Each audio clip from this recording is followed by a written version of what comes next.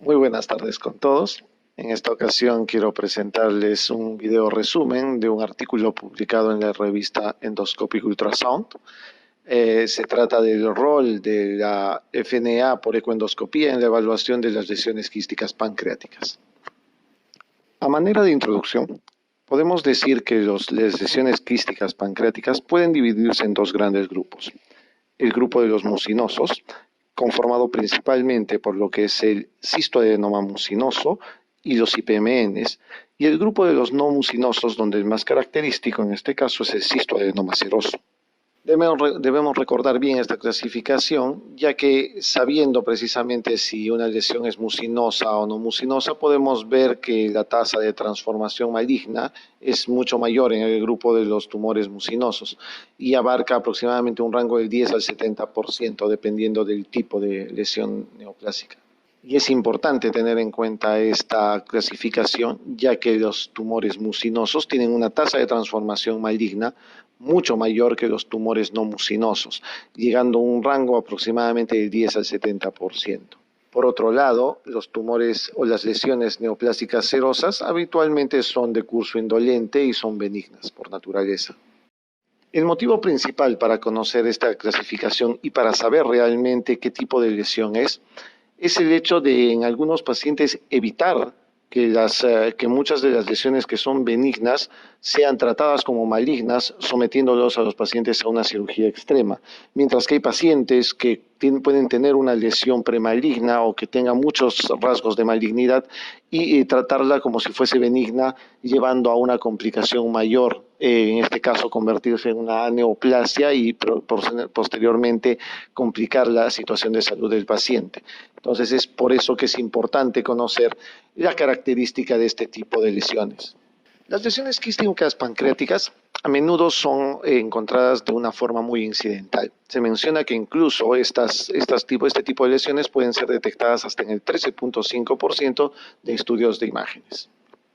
Lamentablemente, no todas las guías oficiales de las diferentes sociedades endoscópicas se han puesto de acuerdo para mencionar cuáles son realmente estas características de malignidad. Es así, por ejemplo, que la guía de Laga considera como lesiones premalignas aquellas que tienen un tamaño mayor de 3 centímetros, aquellas lesiones que dilatan el conducto de Wirsung, el conducto pancreático principal, y a aquellas que están asociadas a algún componente sólido. Por otro lado, el American College of Gastroenterology menciona, por ejemplo, que aquellos pacientes que tienen una nueva diabetes o que tienen empeoramiento de su diabetes, o aquellos pacientes que tengan una lesión quística con un crecimiento mayor de 3 milímetros por año, los pacientes que tengan una ictericia obstructiva o una pancreatitis aguda, tienen un mayor riesgo de tener un grado de malignidad en este tipo de lesiones quísticas. Muchos también mencionan en este caso que haya un aumento del CA19-9. Por su parte, las guías de Fukuoka lo que hace es separar los signos de alarma básicamente en dos grandes grupos. Unos signos que llaman los worrisome, o lo que llaman las características o signos de preocupación, y otro grupo que se llama los signos de alto riesgo. Generalmente los signos de alarma o de preocupación son los que van a ir a controles posteriores o un seguimiento estricto, mientras que aquellos que tienen signos de alto riesgo son aquellos que van a ir directamente a una cirugía.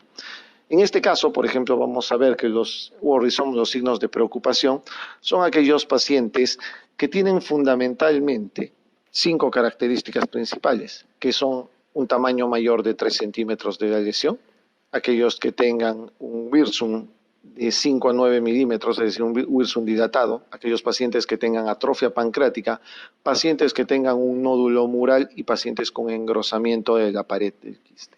Por su parte, las características que son considerados como los estigmas de alto riesgo son aquellos pacientes que tienen ictericia obstructiva, básicamente porque la lesión está en la cabeza del páncreas, o que tengan un componente sólido en la pared del quiste o dentro del quiste, y finalmente que tengan el conducto pancreático principal mayor de 10 milímetros. Obviamente estos pacientes, como les mencionaba previamente, van a ser considerados para cirugía si es que fuese apropiado.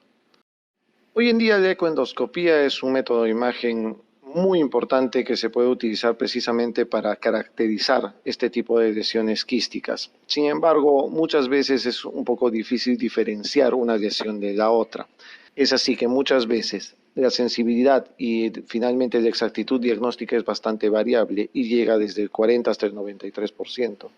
Y si bien es cierto que la ecoendoscopía es considerada un método invasivo, nos va a permitir, pero de alguna manera, la evaluación del contenido mediante una punción. Y de esa manera se puede evaluar tanto la citología como algunos marcadores tumorales, como el antígeno carcinoembrionario.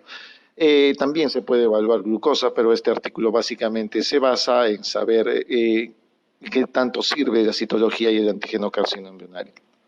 Cuando se hace la citología del líquido intraquístico, fundamentalmente lo que se puede encontrar es si hay la presencia de algunas células que son ricas en glucógeno. Estas lo que van a hacer es sugerir la presencia de una entidad benigna que es un cistoadenoma seroso. Por el contrario, si se encuentran células que contienen mucina, estas van a sugerir obviamente lesiones mucosas. Y esto sería una forma de diferenciar una lesión de la otra, de manera que ya se puede tomar en cuenta cuál tiene mayor malignidad. En el lado derecho de la diapositiva ven en esa gráfica precisamente, en el forest plot, un estudio que fue publicado por Thornton. Es un metaanálisis de 18 estudios en los cuales se vio que la citología tiene una sensibilidad del 54% y una especificidad del 93% para el diagnóstico, con lo cual podemos inferir que su utilidad es limitada si se utiliza sola esta prueba. Algunas sociedades endoscópicas, como por ejemplo la japonesa, no utiliza rutinariamente la punción aspiración guiada por ecoendoscopía. El hecho es que se cree que tiene un riesgo de siembra peritoneal. Pero como ustedes pueden observar, hay un estudio también publicado por Young en el 2014, en el cual se hace un estudio comparativo entre un grupo que se hace punción aspiración y un grupo que no se hace esta, y se ve que el riesgo de siembra peritoneal prácticamente es similar en ambos grupos. Por otro lado, conocemos que el antígeno carcinoembrionario del líquido intraquístico es un marcador de producción de mucina. Y como tal se considera uno de los mejores marcadores para distinguir precisamente un quiste mucinoso de un quiste no mucinoso. El gran problema en este caso era cuál era el corte ideal para considerar que este método es realmente exacto para diferenciar una entidad de la otra. Es así que, por ejemplo, Cisginer consideraba que un valor mayor de 109 lograba una exactitud diagnóstica del 86%. Brugui, en este caso, decía que el corte ideal era el de 192 porque lograba una exactitud diagnóstica del 79%, mientras que Wag, cuando utilizó un corte mayor de 800 nanogramos por mililitro, mostró que tuvo una tasa de valor, un alto valor predictivo positivo hasta el 94%, pero eso a expensas de que tenía un bajo valor de valor predictivo negativo. Entonces, actualmente la mayoría de las guías lo que utilizan es el corte de 192 porque tiene mejor exactitud diagnóstica, que es el de 79%. Debemos considerar además que un valor de antígeno carcinoembrionario del líquido intraquístico menor de 5 es indicativo de que este quiste es no mucinoso y es útil para excluir precisamente lesiones mucinosas. Y hoy en día, para mejorar los métodos de exactitud y precisión diagnóstica mediante la punción aspiración por ecoendoscopía, se utilizan dos pruebas que son bastante interesantes y novedosas, como son primero el uso de los marcadores moleculares de DNA y segundo lo que es la biopsia intraquística ecoguiada con microforceps. Hablando precisamente de lo que son los marcadores DNA moleculares, tenemos acá dos mutaciones que son las más importantes, las mutaciones KRAS y las mutaciones GNAS. Una característica interesante es que las mutaciones, por ejemplo, KRAS, se encuentran en el 80% de todos los IPMN, mientras que las mutaciones GNAS son mucho más frecuentes en aquellos IPMN de la rama principal. Además de estas, existen otras mutaciones que han sido involucradas, como el PIK3CA, el TP53, la beta-catenina, pero con mucho menos importancia que el KRAS y el GNAS o GNAS. Una forma bonita para poder recordar precisamente estas mutaciones es recordar que si hay mutaciones KRAS y GNAS positivas, vamos a hablar fundamentalmente de que estos son IPMNs. Si solamente existen mutaciones KRAS, pero hay ausencia de mutaciones GNAS, podríamos estar hablando de un cistoadenoma mucinoso. Si no hay ninguna de estas mutaciones, podríamos estar hablando de un cistoadenoma seroso. Un dato también muy importante que debemos tomar en consideración es que hay algunos metaanálisis que confirmaron que precisamente el hecho de una positividad del CARRAS encuentra para diferenciar un quiste mucinoso de un mucinoso tiene una especificidad cercana al 98%. El gran problema es su sensibilidad que llega solamente al 47%. Es por ese motivo que si se utiliza junto con el GNAS o con el GNAS, probablemente estos valores mejoren notablemente. Una nueva técnica son las biopsias intraquísticas ecoendoscópicas que son hechas con microforceps. Esta nueva técnica es bastante interesante y presenta una exactitud diagnóstica de aproximadamente un 73%. Aquí tienen, por ejemplo, un video en el cual se ve cómo se hace la toma de la biopsia dentro del quiste. Este es un video cortesía del doctor José Ramón Aparicio del Hospital General Universitario de Alicante, en el cual básicamente se ve la técnica con la cual se realiza este tipo de biopsias. Importante que esto identifica subgrupos hasta el 70% y recordar que los eventos adversos han sido muy variables. Se han descrito series hasta en el 12% de eventos adversos, siendo las más importantes las hemorragias intraquísticas, algunos casos de pancreatitis aguda y de dolor abdominal. Sin embargo, no deja de ser una técnica prometedora y bastante segura para realizar la diferenciación precisamente de estas lesiones y de poder tomar biopsia de algunos estigmas de preocupación o estigmas de alto riesgo, como por ejemplo los nódulos murales o los engrosamientos de la pared del quiste o finalmente alguna lesión sólida intraquística.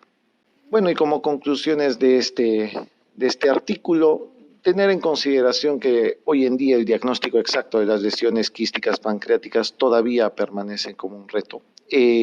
Yo creo que lo mejor que se puede utilizar actualmente es tanto las características clínicas, hacer una combinación de características clínicas de las pruebas de imágenes y puede ser añadido al análisis del contenido intraquístico para que puedan tener una utilidad dentro del diagnóstico. Pero obviamente eso basado precisamente en las características imagenológicas que se han encontrado previamente, ¿no?